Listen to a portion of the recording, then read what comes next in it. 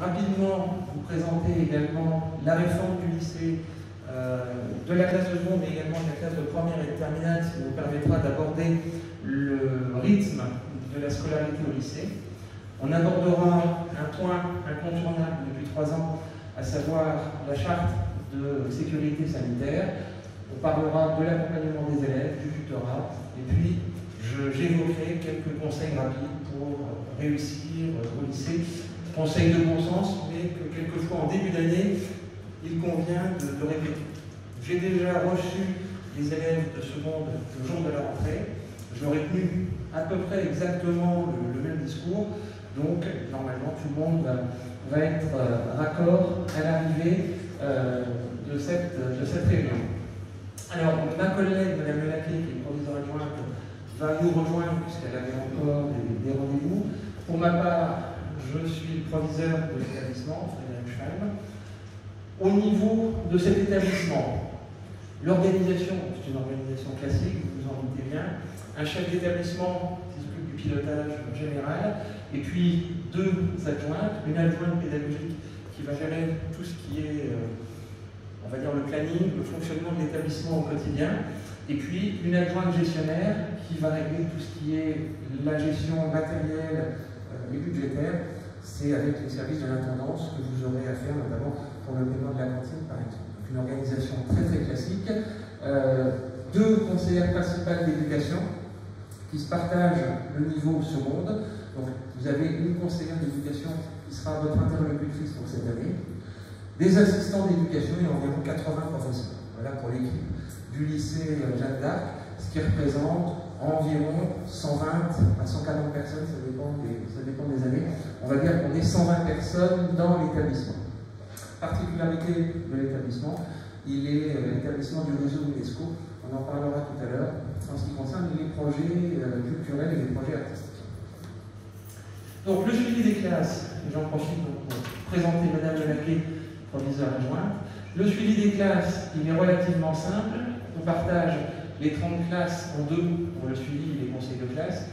Madame Melaké gère le niveau première, on se partage le niveau terminal à 50-50, et pour ma part, je gère l'intégralité du niveau second. Donc c'est à moi que vous aurez à faire pour tout ce qui est orientation sur le niveau de la classe de seconde pour cette année. Le lycée Jeanne d'Arc, établissement historique qui a été créé au tournant du siècle, en 1900, qui était au départ un lycée de filles, puis qui est devenu un lycée mixte, qui présente encore beaucoup de traces du passé en son sein, notamment un abri antiaérien de la Seconde Guerre mondiale, qui est dans les sous-sols de l'établissement. Vous avez peut-être pu le visiter au moment de la journée de portes ouvertes.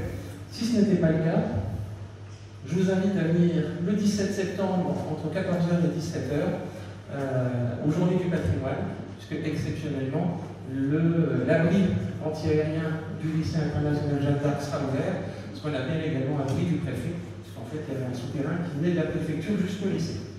On a 2 enseignants qui gèrent un projet historique autour de cet abri anti-aérien. Madame Prunière qui est avec nous ce soir et qui nous fait l'honneur de filmer la prestation pour mettre sur le site du lycée. Et puis M. Bastien qui est enseignant en STMG et qui participe également au pilotage historique de ce projet.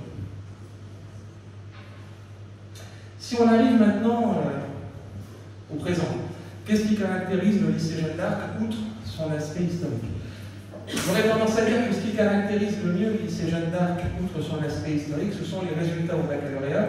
Vous avez entendu cette année dans la presse, je pense, qu'il y avait une légère érosion des résultats au baccalauréat. Pour le lycée Jeanne d'Arc, on est à 97%. À peu près 97% de résultats positifs au baccalauréat. Ça n'a quasiment pas bougé par rapport à l'année dernière.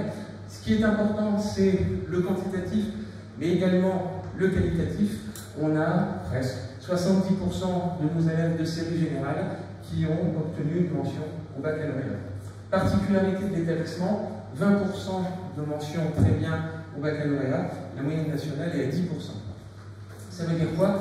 Ça veut dire que l'établissement prépare très bien les élèves au baccalauréat également l'orientation vers l'enseignement supérieur, notamment, on y reviendra, parce qu'on est une équipe enseignante qui est extrêmement professionnelle et aguerrie. Il y a très peu de turnover sur les équipes du lycée Jeanne d'Arc. 93% en série STMG, c'est 3,5 points de plus que le niveau national. L'orientation, également un point important. En fin de seconde, 97% de nos élèves vont en classe de première, générale ou technologique. Si on fait le total de tout ce qui concerne la première, générale et technologique.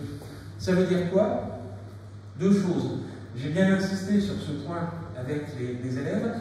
Ça veut dire qu'on est un établissement qui ne sélectionne pas en fin de seconde. Ce serait très facile d'avoir 97% de réussite au baccalauréat en sortant tous les élèves qui pourraient potentiellement poser problème. À ce rythme-là, on peut même faire 100%, c'est assez simple.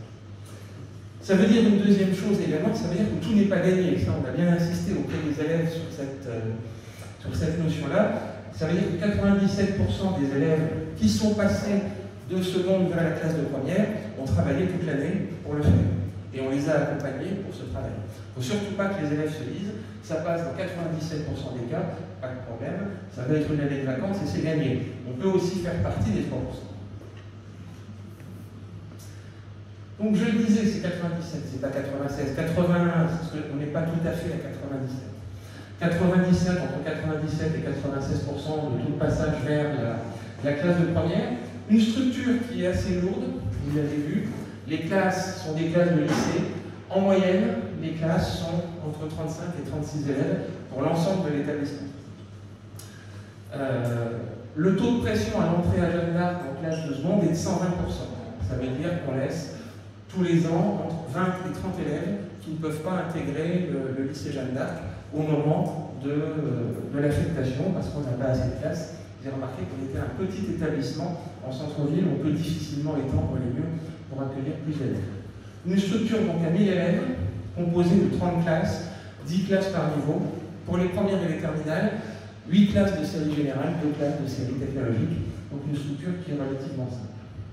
Caractéristiques de l'établissement, petit lycée, on attend plus d'un lycée qui est 1400, 1200, 1400 élèves, on a 1000 élèves, vraiment en poussant les murs, hein, on est vraiment serré. Établissement à taille humaine, ça veut dire deux choses, ça a un avantage et un inconvénient. Un avantage, on connaît très bien les élèves, et je le disais aux élèves quand je les ai reçus, un inconvénient, on connaît très bien les élèves. C'est-à-dire qu'un élève qui ne vient pas, qui est en retard, très vite, dans le quart d'heure qui suit, vous serez contacté par les équipes de la vie scolaire qui vous demanderont effectivement de justifier l'absence ou le retard de votre enfant de manière à ce qu'on puisse assurer un suivi le plus efficace possible. Je le disais, des équipes stables et efficaces, très peu de turnover. On a une équipe de 80 enseignants qui sait amener les élèves au baccalauréat avec énormément de projets novateurs, ce qui est assez rare dans des lycées de type lycées généraux de centre-ville. On a des équipes qui se livrent à des expérimentations pédagogiques très innovantes. Vous avez une classe Web TV, vous avez des classes à projet, classe solidarité. On a une classe prometteuse, c'est un projet qui se termine cette année en classe de terminale. Énormément de projets qui sont menés par les enseignants avec une offre de formation variée. On a fait le choix, au moment de la réforme du lycée, de ne pas supprimer le latin, de ne pas supprimer les LV3, ni les sections européennes, puisque effectivement, ça faisait partie de notre ADN. Et puis nous sommes, depuis 2019, le 14e lycée international français. Donc c'est pas un label qu'on vient coller comme ça sur un établissement. Ça correspond à quelque chose de très précis. Un quart de notre effectif est un effectif qui est recruté sur résultats scolaires dans des séries linguistiques spécifiques qui vont soit passer le baccalauréat français international, soit passer 2 examens, dans le cas des Bachilac en espagnol et des Abilac en allemand. Donc, un établissement international, c'est un beau label sur une carte de visite pour un élève. Un élève qui travaille dans l'établissement est donc accompagné vers la réussite en 3 ans, dans de bonnes conditions, je vous le disais. Et ce qui veut dire qu'un élève qui entre avec nous aujourd'hui va avoir au coup 96% de chances d'avoir son baccalauréat en 3 ans, dans de bonnes conditions. Constitution des classes. Je vous le disais, 1000 élèves sur l'établissement, à peu près 350 élèves par niveau.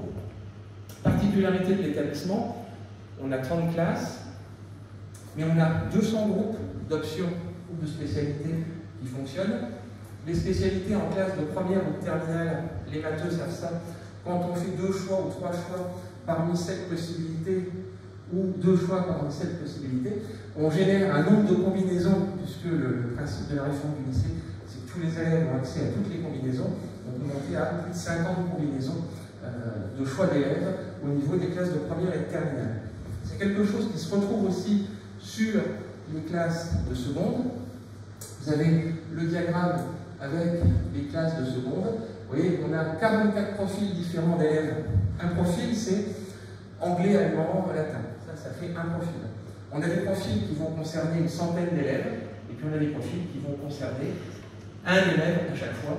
Et ces élèves-là doivent pouvoir suivre leurs enseignements. C'est compliqué de monter l'emploi du temps. Madame Lelacune en sait quelque chose, puisque c'est elle qui pilote l'emploi du temps. Quand on veut bouger un cours, regardez, tout à l'heure on parlait d'un cours d'italien 3, un cours va bouger 7 classes en fait, 7 classes d'un cours, puisque les élèves se trouvent dans cette classe. Sur une graphique, c'est pas lisible, mais c'est pas grave, parce qu'on ne va pas rentrer dans le détail.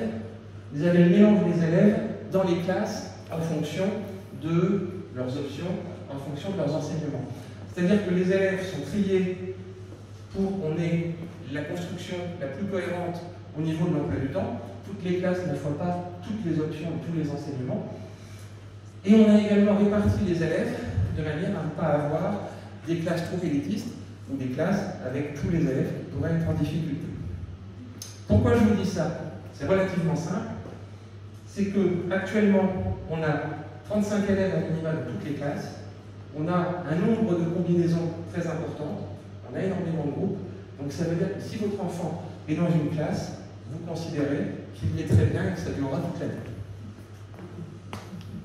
Vous pouvez me saisir pour me demander un changement de classe, sauf si on s'est trompé à l'inscription et qu'on a oublié de lui donner une option, auquel cas on verra si on peut réinjecter avant de changer de classe l'option dans la classe concernée, ce qui est possible, mais ça veut dire que les changements de classe resteront une notion très exceptionnelle. Et quand je dis très exceptionnelle, c'est vraiment au sens étymologique du terme.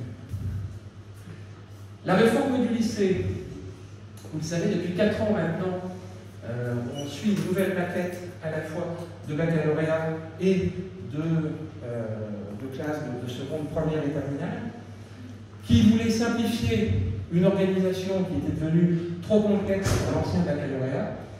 Nous avons maintenant, avec le contrôle continu, moins de perturbations en fin d'année pour l'année de terminale. Et surtout, c'est un baccalauréat qui valorise le contrôle continu, donc le travail régulier des élèves.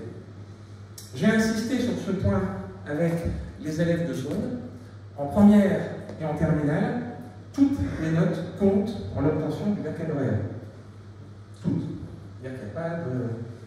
On ne passe pas à travers.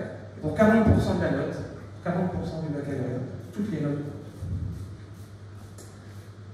Les élèves vont bénéficier, quand on est un petit peu dans le détail, de temps qui vont être dédiés à l'orientation, d'accompagnement personnalisé. On met en place beaucoup d'accompagnement dans l'établissement. L'objectif, c'est une préparation régulière pour l'enseignement supérieur. Il ne s'agit pas uniquement de réussir son bac, il s'agit de réussir à être orienté vers le supérieur dans de bonnes conditions. On n'insistera jamais assez sur les notes et les appréciations de Parcoursup, mais également de réussir une fois qu'on est dans l'enseignement supérieur. Donc le contrôle continu est valorisé, les moyennes sont prises en compte dès la classe de première. J'insiste bien sur la première parce que ça va avoir une incidence sur le fonctionnement des classes de seconde. Et puis les options sont prises en compte, donc les LV3 sont prises en compte pour l'obtention du baccalauréat. Le latin également déjà. Donc la maquette du baccalauréat, vous la connaissez, 40% de contrôle continu qui est composé par le tronc commun et 60% de contrôle terminal qui va être composé du grand oral, de la philosophie, des enseignements de spécialité et puis du français en classe de première. passer sur les coefficients. Le principe, c'est qu'un élève de première suit 3 enseignements de spécialité en classe de première pour 12 heures, un volume horaire de 12 heures, et on suivra 2, toujours pour un volume horaire de 12 heures. Donc les élèves vont abandonner une spécialité entre la classe de première et la classe de terminale. Petite particularité pour la voie technologique, les élèves qui sont en voie technologique choisissent encore à l'ancienne une série de baccalauréat, mais ensuite les spécialités sont induites par la série de baccalauréat. De manière générale, je ne rentre pas dans le détail, on en reparlera au moment de l'orientation. Reste donc en épreuve terminale pour le baccalauréat 4 épreuves, le français écrit et oral en classe de première, 2 épreuves de spécialité en classe de terminale, l'épreuve de philosophie et puis ce qu'on appelle le grand oral. Donc le baccalauréat pour la partie des 60%, en fait ce sont ces 4 épreuves. Quand je dis 4 épreuves, ça fait 5 puisqu'il y a 2 épreuves de spécialité. Vous avez sur ce tableau ce qui concerne les élèves qui sont en section internationale, pour le baccalauréat français international, puisque la maquette a changé l'année dernière, et puis pour les ABIBAC et les BAC-FIBAC. Je ne vais pas rentrer dans le détail ce soir, les enseignants des sections linguistiques vont vous présenter ça très en détail. Ce qu'il faut retenir, c'est que pour l'obtention du baccalauréat des élèves concernés, on substitue l'enseignement de la langue vivante et de l'histoire-géographie à un enseignement de langue et littérature, à un enseignement de monde contemporain, du monde contemporain, et un enseignement d'histoire dans la langue de section, donc l'allemand, l'anglais ou l'espagnol. Avec des coefficients qui vont être très différents, puisque vous voyez par exemple, ou plutôt vous ne le voyez pas, le baccalauréat international français est délivré sur 140 coefficients à la place de 100 coefficients pour le baccalauréat standard. Donc les élèves, en fonction de leur section, passeront à la fois le bac français et puis un baccalauréat étranger. On a le temps, on rentrera dans le détail tranquillement dans le courant des 3 années. Les élèves qui font une section européenne auront sur leur baccalauréat la mention section européenne. S'ils réussissent à 2 épreuves, avoir au moins 12 en contrôle continu dans la langue de section, donc l'anglais, l'espagnol ou l'allemand. Et puis, s'ils réussissent à avoir la moyenne, dans une épreuve qui est organisée au sein de l'établissement, en histoire-géographie, puisque dans les 3 disciplines linguistiques, c'est l'histoire-géographie qui est retenue. Le baccalauréat, pas de changement, la moyenne de 10 sur 20 suffit pour l'avoir. Il n'y a toujours pas de note éliminatoire, pas de note plancher. Si on a 0 en maths, on peut quand même avoir son baccalauréat, c'est pas un conseil, on est d'accord. Donc les matières se compensent les unes entre les autres, et puis un oral de second tour pour les élèves qui auraient entre 8 et 10, et qui n'auraient pas décroché leur baccalauréat du premier coup. La réforme du lycée, elle met fin à toutes les anciennes séries qu'on a pu connaître quand on était au baccalauréat, la série littéraire, la série socio-économique, la série mathématique, tout est réuni dans une série générale. Par contre, les séries en voie technologique, STI 2D, STL, etc., STMG, continuent à exister. La réforme du lycée, elle simplifie l'organisation, puisque toutes les séries, quelles qu'elles soient, sont construites exactement de la même manière. Donc je vais en dire juste un mot très rapidement, et puis ensuite on reviendra uniquement à la classe de seconde. Donc vous voyez, vous avez les 3 années, on a un tronc commun en seconde, en première et en terminale, de l'accompagnement personnalisé, qui peut être soit de l'aide à l'orientation, soit une aide disciplinaire. En seconde, on peut avoir des enseignements linguistiques, section euro, ABIBAC, BAC-FIBAC, un enseignement optionnel, LV3 ou latin ou management par exemple.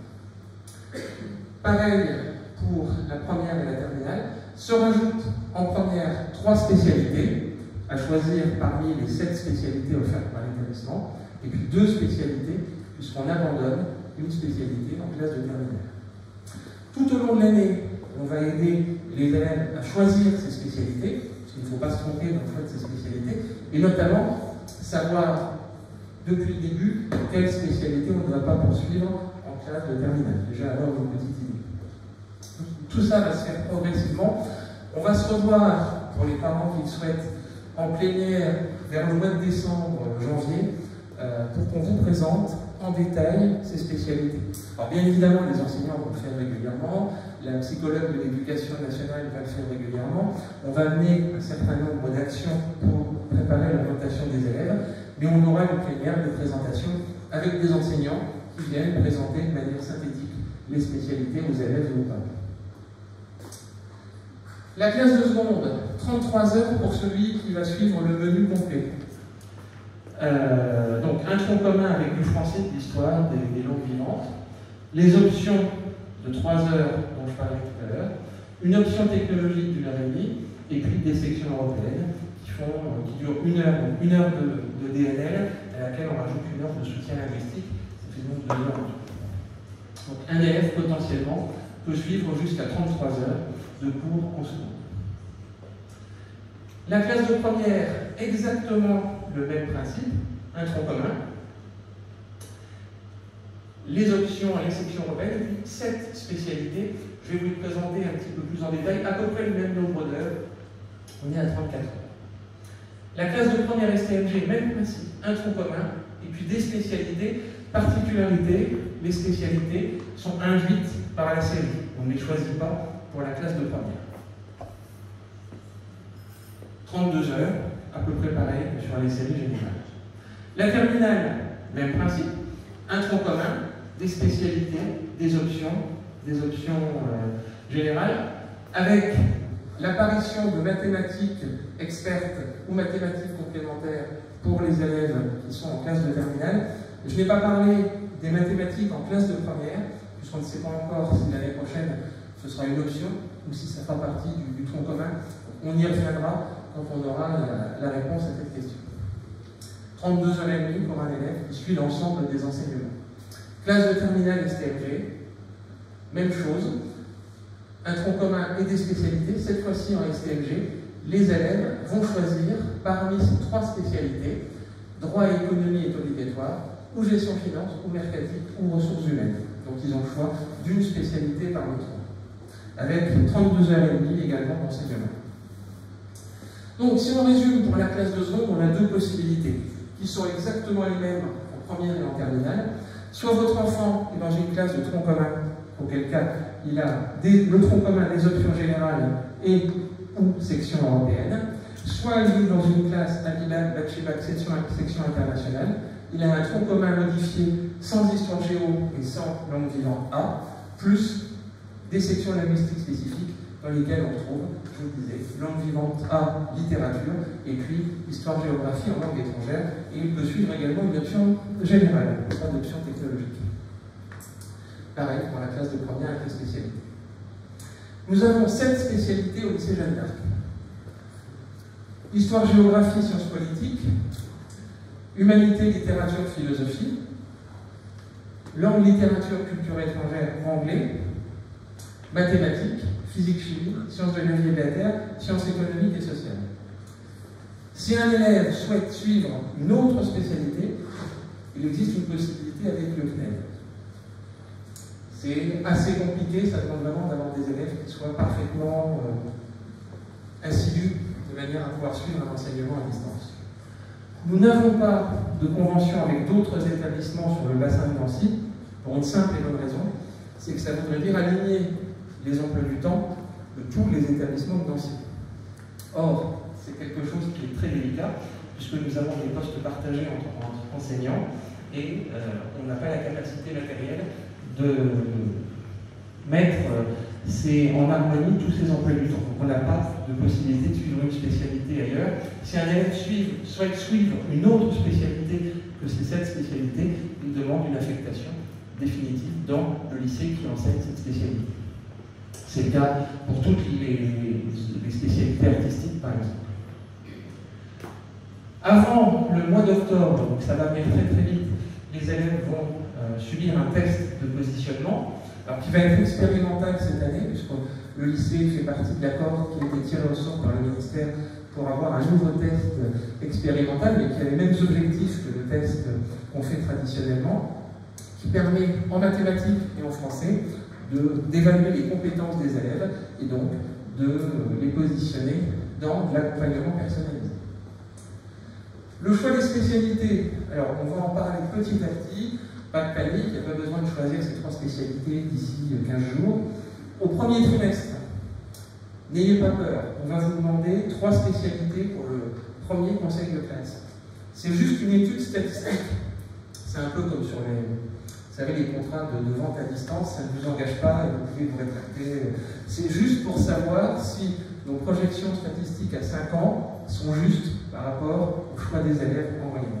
Ce qui nous permet de préparer la rentrée dès le mois de février, puisque dès le mois de février, on fait la préparation de la rentrée qui suit.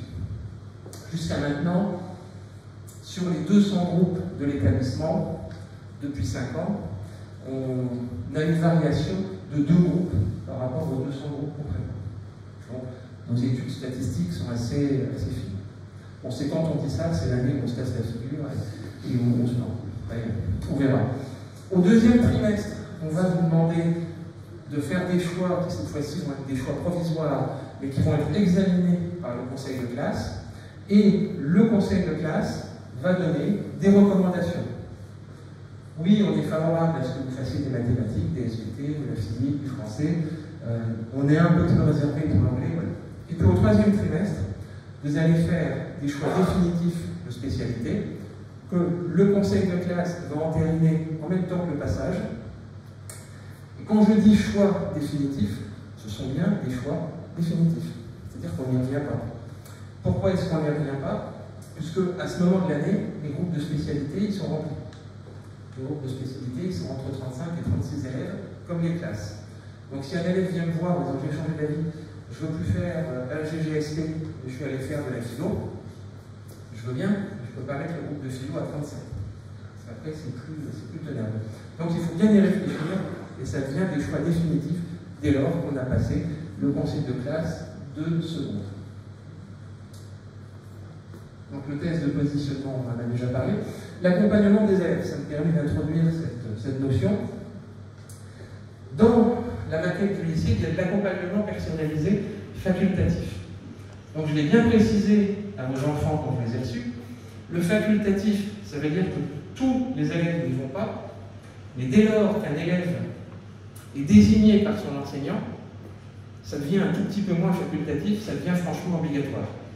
Donc c'est facultatif parce que tout le monde n'y va pas, et si l'enseignant dit « toi tu viendras en accompagnement personnalisé en français », l'élève doit aller en accompagnement personnalisé en français. Mathématiques et français sont les 2 disciplines qui sont retenues pour cette année de seconde. Sur la première et la terminale, ce sont les enseignements de spécialité uniquement en terminale qui supportent l'accompagnement personnalisé. Et en première, c'est le français, l'histoire géo et les enseignements de spécialité. La classe de seconde est une classe qui bouleverse les habitudes des élèves. C'est normal. Le collège c'est plus petit, ça va moins vite, les classes sont un tout petit peu moins chargées qu'au lycée. On va dire ça comme ça. On va avoir une période d'adaptation à la classe de seconde. Elle est normale, on y est habitué. On sait que nos élèves vont être un petit peu perturbés, vont avoir besoin de s'habituer au lycée, aux méthodes du lycée, puis surtout comprendre ce qu'on attend d'eux au lycée. C'est moins scolaire, il y a plus de réflexion. Les enseignants sont tout à fait formés et habitués à gérer ce genre de situation. Toutefois, on a quelquefois des élèves qui se retrouvent plus en difficulté que d'autres, auquel cas on met en place du tutorat. Le tutorat, c'est quelque chose qui est assuré par des enseignants, par des assistants d'éducation, par les CPE. Ça peut concerner différentes difficultés. Une difficulté d'adaptation au lycée, je ne suis pas le rythme, on n'arrive pas à voir l'emploi du temps, à savoir ce qu'il y a à faire, ou dans certaines disciplines, auquel cas c'est de l'accompagnement, du tutorat disciplinaire. Ça peut être dans toutes les disciplines. C'est une proposition qui est faite aux familles, aux élèves, par les enseignants. Apprendre ou à laisser, j'aurais tendance à dire que si un enseignant ou si la vie scolaire propose à un élève du tutorat et que la famille nous dit non, très bien, on ne va pas poursuivre de nos foudres en disant vous auriez dû aller en tutorat. Par contre, bien évidemment, au conseil de classe du 3e trimestre, il ne faut pas venir se plaindre en disant qu'il n'a pas réussi dans telle ou telle discipline si le tutorat n'a pas été accepté. C'est un travail d'équipe, ce qui se passe au lycée, comme au collège d'ailleurs. On a besoin que le discours qui est tenu par les enseignants soit repris également dans la famille. Rien n'est plus terrible qu'un discours qui est opposé, c'est-à-dire, grosso modo, ton enseignant a tort. Vous pouvez rencontrer les enseignants, vous pouvez nous rencontrer. Si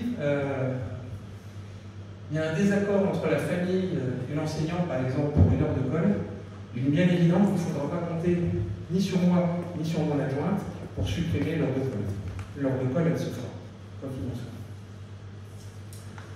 L'année scolaire au lycée, elle va être structurée par des procédures d'orientation.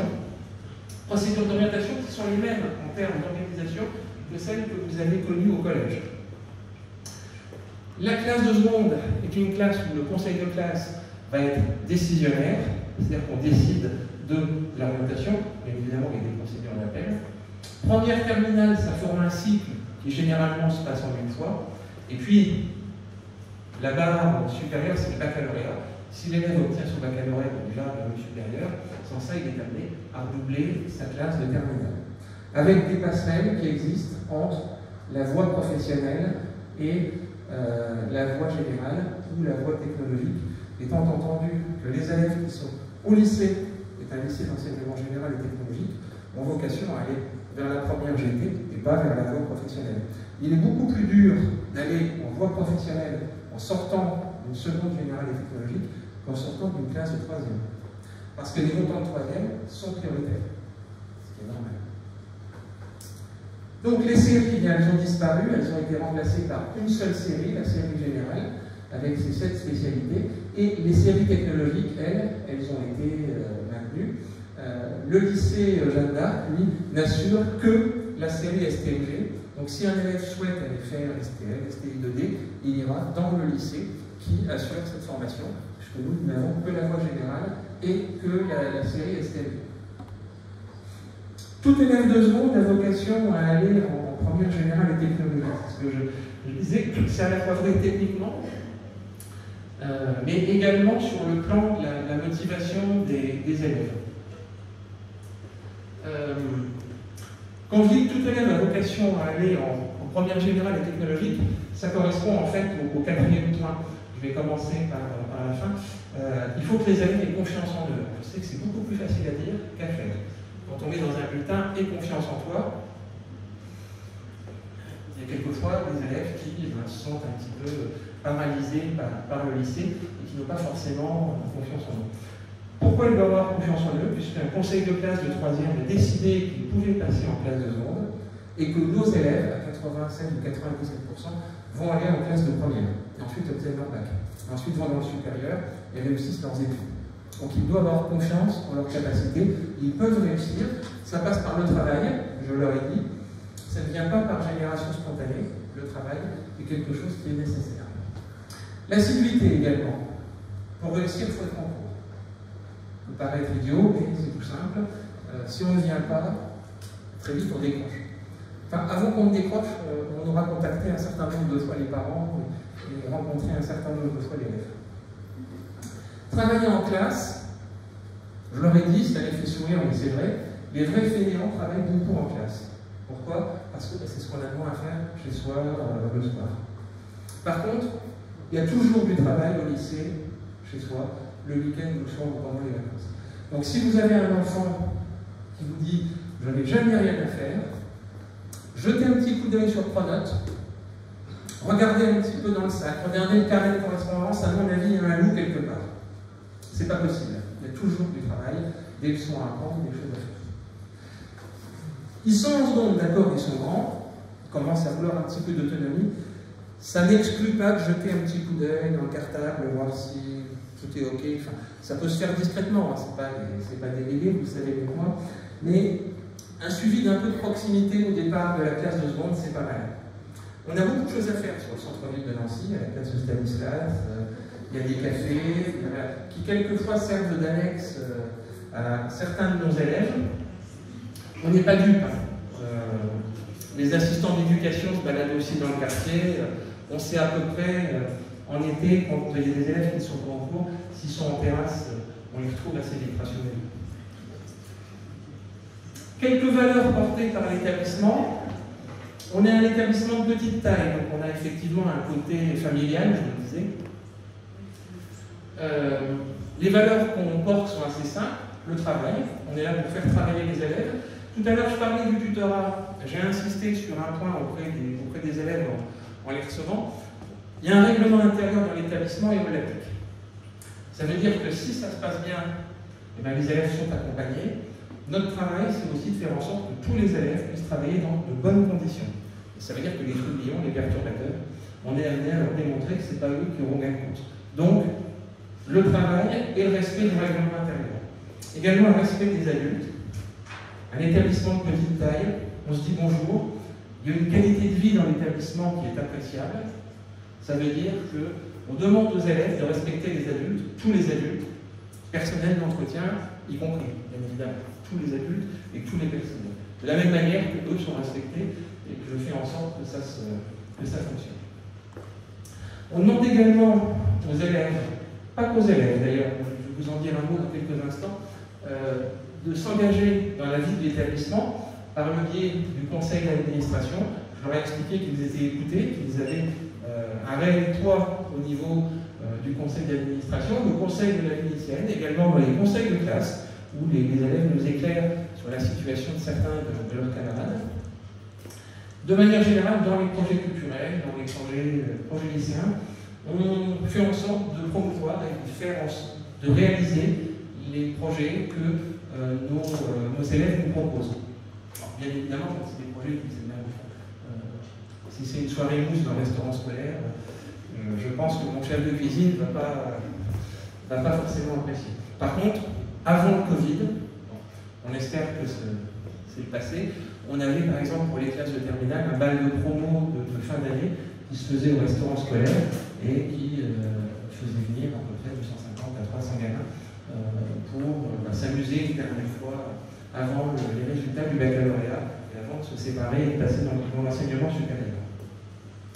Puisqu'on en parlait, tiens, le Covid justement, je vous ai mis les statistiques du Covid de l'année N-1. Alors ça ne va pas forcément vous dire grand-chose. On remarque quoi? Je ne vais pas rentrer dans le détail. On remarque qu'il n'y a pas de contamination plus importante dans le lycée qu'en population générale. Donc, ça veut dire que les élèves n'ont pas été plus en danger dans l'établissement qu'en population générale. On a géré, alors je ne dis pas qu'on a été les meilleurs, qu'on a tout bien fait, je suis loin d'avoir cette prétention. Ça veut dire que si le Covid revient, et je pense que malheureusement on peut s'attendre à un retour à un moment ou à un autre dans l'année, les élèves peuvent venir en cours, on a un protocole sanitaire qui est assez strict, et on a remarqué que nos élèves, depuis 2 ans, avaient très bien suivi ce protocole sanitaire. On a eu très peu de problèmes de masques, on a eu très peu de problèmes d'élèves qui ne suivaient pas ce protocole. On va rentrer avec un protocole sanitaire très allégé, c'est-à-dire qu'il n'y a pas de restriction. Les brassages sont autorisés, on peut organiser des réunions d'accueil sans restriction particulière. Néanmoins, chat échaudé craint l'eau froide, on a eu 2 années un petit peu compliquées. Donc, au moment où on a réfléchi avec ma collègue sur l'emploi du temps, j'ai été amené à lui donner un certain nombre de consignes d'organisation de manière à ce qu'on anticipe la mise en œuvre d'un protocole sanitaire. Ça veut dire quoi? Ça veut dire qu'actuellement, le restaurant scolaire fonctionne sans aucune restriction. Mais l'emploi du temps des classes de vos enfants est prévu pour qu'on puisse à nouveau différencier le passage en mi-pension par niveau, les secondes, les premières et les terminales. Donc on peut, du jour au lendemain, rebasculer sur un fonctionnement par niveau. Les regroupements et les brassages sont actuellement autorisés. Il se peut que ce ne soit plus le cas dans quelques semaines ou dans quelques mois.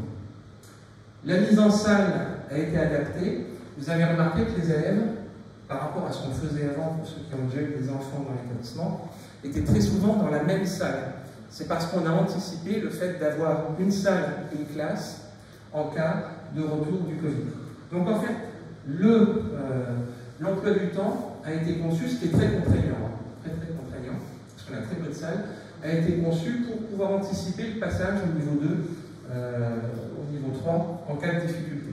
Donc du jour au lendemain, on peut basculer sur des phases de protocole.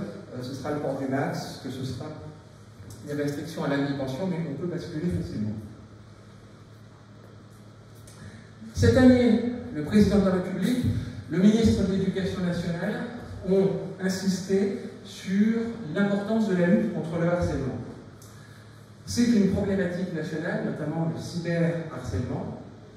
Les élèves vont être informés au moment de 3 moments particuliers, la plénière d'accueil de la rentrée, par leurs professeurs principaux, puis également, je vais vous en dire un mot aujourd'hui. Vous avez un document spécifique qui est à votre disposition sur le site du lycée et dont vous avez reçu un exemplaire. Le harcèlement, c'est quelque chose qui existe dans tous les établissements, malheureusement. C'est un peu comme les histoires de groupe tout à l'heure, on a peu de cas de harcèlement à signaler sur un établissement comme Jeanne d'Arc. C'est-à-dire que c'est plus des problématiques du collège, mais je ne suis pas naïf. Ça fait 20 ans que j'exerce ce beau métier de chef d'établissement. C'est mon 4e poste de chef d'établissement en tant que chef. Je sais que le harcèlement, ça existe comme des problèmes de drogue.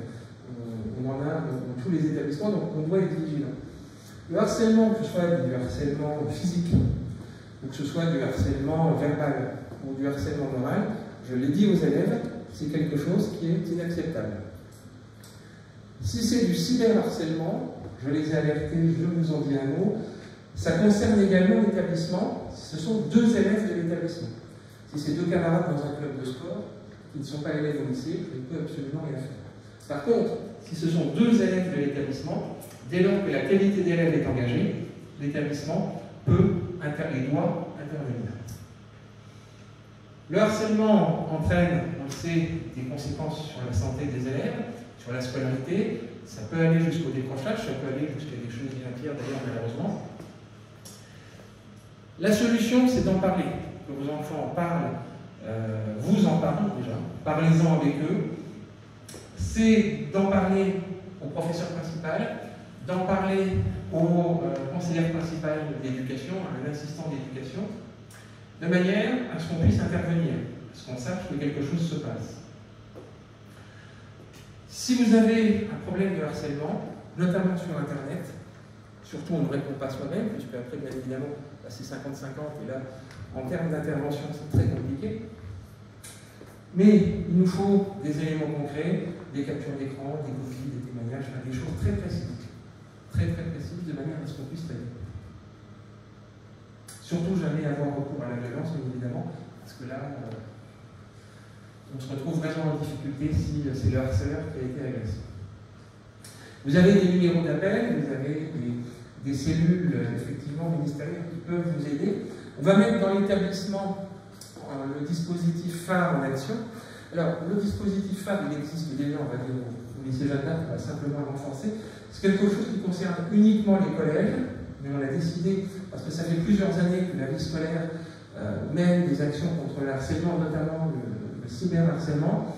On va mettre en place une cellule d'écoute avec des adultes, des élèves, puisqu'on a des ambassadeurs contre le harcèlement, de manière à ce que les élèves puissent en parler facilement. Ce n'est pas toujours facile de se confier quand on est harcelé. Je l'ai dit aux élèves de seconde, les premières et les terminales me connaissent, le savent déjà. On a une position relativement simple sur ces phénomènes-là. C'est comme les élèves qui perturbent les cours, c'est comme les élèves qui sont violents. Le harceleur, c'est la même chose. Dès qu'on a les éléments, on se retrouve en salle à verre un soir à 18h pour un conseil de discipline, et dans 100% des cas, je fais un signalement au procureur de la République. C'est-à-dire qu'il n'y a pas de négociation possible, c'est entre les mains du procureur de la République. On a également un plan, comme dans tous les établissements, intrusion, attentat. On va faire des exercices réguliers. Donc ce que je vous demande, c'est de sensibiliser vos enfants, mais ils le sont malheureusement depuis le collège, puisque c'est des exercices réguliers qu'on fait à l'école et au collège. Dans l'établissement, c'est des exercices qui se déroulent très bien. Les élèves jouent le jeu, sont responsables. Ce qu'on va vous demander, c'est surtout de les sensibiliser à un certain nombre de points, en dehors de ce qu'on peut faire nous à l'intérieur. Le premier point, c'est de les sensibiliser à entrer dans l'établissement quand ils arrivent. Pourquoi? Parce que rien n'attire plus un éventuel délit que d'avoir une masse d'élèves devant un établissement. Ça peut attirer des voitures béliers, ça peut attirer des individus. Donc l'idéal, c'est d'entrer très rapidement dans l'établissement. Ça facilite la circulation sur la route. Puis pour des problèmes de sécurité, c'est pas mal non plus. Je leur ai expliqué qu'on était dans une zone très sécurisée. On est derrière les jardins de la préfecture, ce qui veut dire que toute la rue est sous vidéosurveillance. Du côté préfecture et du côté lycée aussi. Donc, un élève qui fait l'embrouille devant l'établissement, très souvent, quand il dit c'est pas moi, ne bougez pas, on va regarder les bandes de vidéosurveillance, on les garde un certain temps, un temps réglementaire, et on peut s'apercevoir que souvent, c'est l'élève concerné qui était en train de commettre quelque chose qu'il n'aurait pas dû faire. Il y a des adultes systématiquement, à chaque entrée-sortie, qui font circuler les élèves et qui les font entrer. Et puis, on demande aux élèves de bien respecter toutes les règles de sécurité. S'ils voient quelque chose de bizarre, de signaler à un adulte, sans tomber dans la psychose non plus. Et je crois que la sécurité repose sur tout le monde.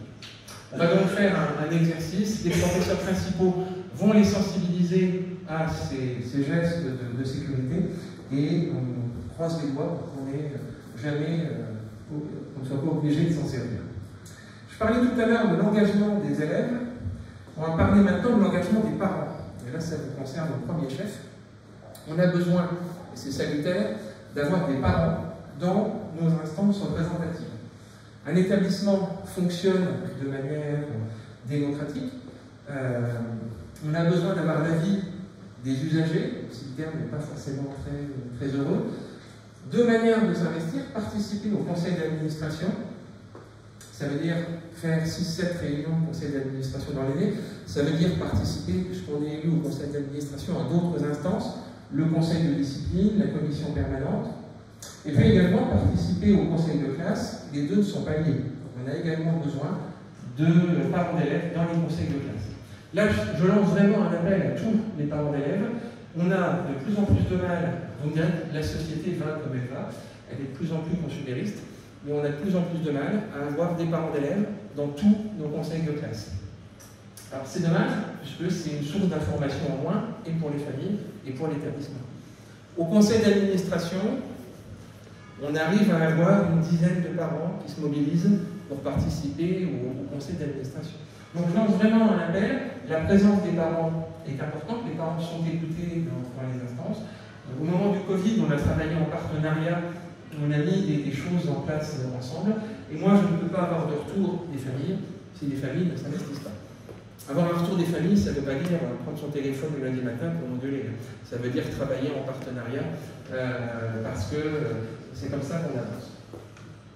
Donc vous allez avoir des élections qui vont se dérouler dans l'établissement. Conseil d'administration et instance, les personnes qui y participent sont élues après les élections au conseil d'administration. Il y a des instances qui découlent du conseil d'administration. Les conseils de classe, une partie des parents sont dans les élus au conseil d'administration. Et puis après, on fait un appel au peuple pour couvrir tous nos besoins en termes de conseil de classe. Donc si vous voulez vous mobiliser pour vos enfants, n'hésitez pas à participer au conseil de classe. La réunion préparatoire pour les élections aura lieu le lundi 12 septembre en salle Robert. Je prends une salle beaucoup plus petite que le restaurant scolaire, parce que je sais que j'aurai beaucoup moins de succès qu'aujourd'hui. Après, j'espère me tromper, on pourra peut-être se replier en salle, en restaurant scolaire si on en a besoin. 12 septembre, 18h30, c'est le moment où les parents d'élèves se réunissent après la réunion et puis vont constituer les listes pour les élections. Les élections sont organisées du 30 septembre, date à laquelle vos enfants vont recevoir le matériel de vote, jusqu'au vendredi 7 octobre. Nous ne faisons que des élections par correspondance. Il n'y a pas de vote à l'urne, ça laisse une amplitude plus importante pour voter. Donc sensibilisez bien vos enfants. Le 30 septembre, vous récupérez le matériel de vote, ils l'auront. Et surtout, vous leur dites bien de le rapporter avant le 7 octobre à 17h. Parce qu'on en a toujours qui arrivent le lundi matin en disant j'ai le bulletin de vote. Là, on ne peut plus en faire grand-chose le 9 ou le 10. Donc sensibilisez bien. Bon, les CPE font des rappels réguliers au micro, aux récréations pour que les élèves n'oublient pas. Est-ce que vous avez des questions? Est-ce que j'ai été clair? Est-ce que tout le monde a trop chaud et n'a qu'une envie, c'est d'aller prendre l'air? Allez-y, madame.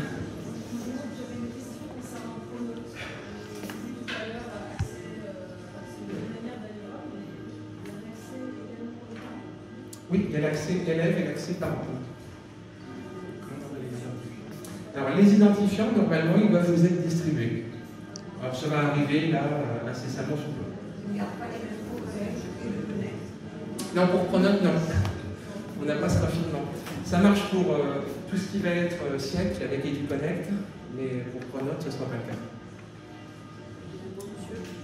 Est-ce qu'on peut savoir un tout petit peu plus sur le choix des spécialités? Comment ça se passe? J'ai compris qu'il y avait toutes les réflexions autour de l'orientation, mais comment ça se passe? Alors, les spécialités, on va monter progressivement en charge. On va déjà les laisser s'adapter. Ensuite, on va avoir, à partir, on va dire que ça va commencer en décembre, réellement, le travail sur le choix à l'orientation. Vous allez avoir vers le mois de décembre, début janvier, ça dépendra du planning, une réunion avec tous les enseignants qui enseignent leur spécialité, qui vont venir présenter chacun leur spécialité. Ensuite, les enseignants passent dans les classes et vont répondre aux questions, puis les enseignants d'histoire parlent de leur spécialité à GGSP. Pour le deuxième trimestre, la conseillère d'orientation et la psychologue de l'éducation nationale travaille également avec les professeurs principaux pour valider les choix des élèves. Et puis à partir du deuxième trimestre, on va regarder au cas par cas pour les élèves pour lesquels ça pose problème. Mais ça se fait très progressivement. Est-ce qu'il y a par exemple une limite en nombre de places pour cette spécialité? Non, c'est le choix de l'établissement. Et c'est pour ça qu'on a des classes, je dis tout à l'heure, la structure est très complexe. Le choix qu'on a fait, c'est d'offrir à tous les élèves les spécialités qu'ils souhaitent et la combinaison qu'ils souhaitent. Ce qui veut dire, c'est assez complexe à monter. Jusque-là, on a réussi. C'est comme les histoires de groupe, peut-être que cette année, je ne réussirai pas, mais jusque-là, on a réussi à offrir aux élèves tous les choix qu'ils souhaitent. Et le conseil de classe, lui, ce qu'il donne, c'est des recommandations. Au troisième trimestre, on fait des recommandations, mais in fine, c'est la famille qui décide pour le choix des spécialités. Alors, quelquefois, c'est le saut dans le vide. Hein. Oui, on dit à des élèves, non, tu as 5 ans maths, on te déconseille de faire mathématiques parce que ça va être compliqué avec le niveau de la spécialité maths. L'élève le fait souvent. Bon, pourquoi pas, mais moi, il aura essayé. Je vous en prie. Justement, sur le lien aussi avec la spécialité, mais la préparation, apparemment, il y a déjà un professeur de physique qui est absent, qui est souvent absent, est-ce qu'il va être remplacé? Alors, c'est un professeur de physique qui n'a pas de spécialité. D'accord. Jamais de spécialité. Mais il est remplacé. Il est déjà remplacé. On a une remplaçante. Alors, malheureusement, la remplaçante est tombée malade aujourd'hui. Il y a des années comme ça, non, il y a des années qu'on va bien venir. Mais voilà, la semaine prochaine, ou en fin de semaine, c'est plié. Et cette remplaçante-là, elle va être là sur toute l'année ou... Oui. Oui, une fois qu'elle est ici, on la séquence. Non, on fait en sorte de lui d'avoir un remplaçant à l'année. Alors ça peut être plus ou moins long selon les années. Là, on n'a pas de chance. Bon, la collègue qui devait remplacer, voilà, il faut savoir qu'elle serait malade sur le long terme.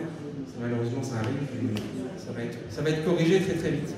Excusez-moi, encore une question, c'est concernant le protocole sanitaire. Vous parliez d'avoir préparé le niveau 3.